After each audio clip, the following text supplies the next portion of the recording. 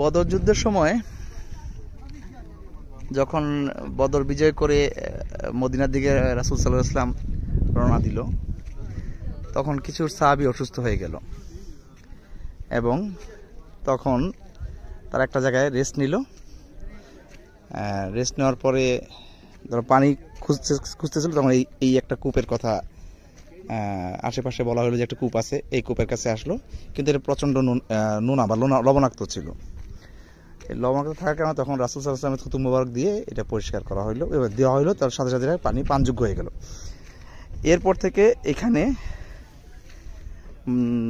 মানে একটা প্রচলন হয়ে গেল এই পানিটা শিফা রোগের জন্য কার্যকরী হয়।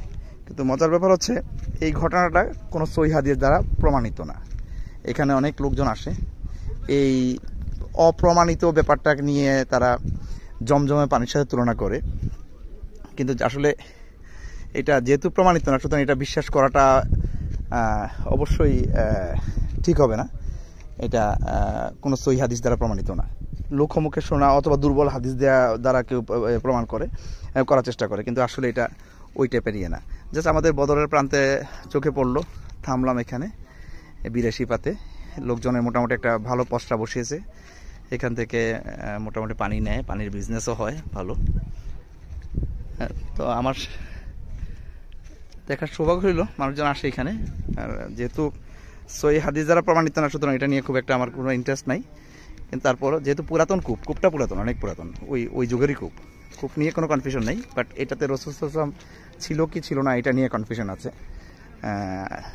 কোনো শক্ত হাদিস দ্বারা প্রমাণ হয় না এটা যে আসলে রূপ কমায় বা ইয়ে করে।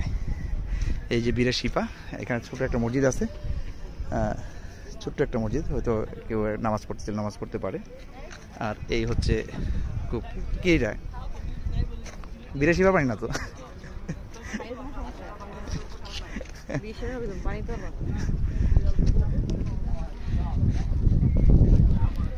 এই লাইন ধরে মানুষ পানি নিচ্ছে, এই একটা বিজনেস পয়েন্ট হয়েছে, বাট কোনো হাদিস দ্বারা প্রমাণিত না।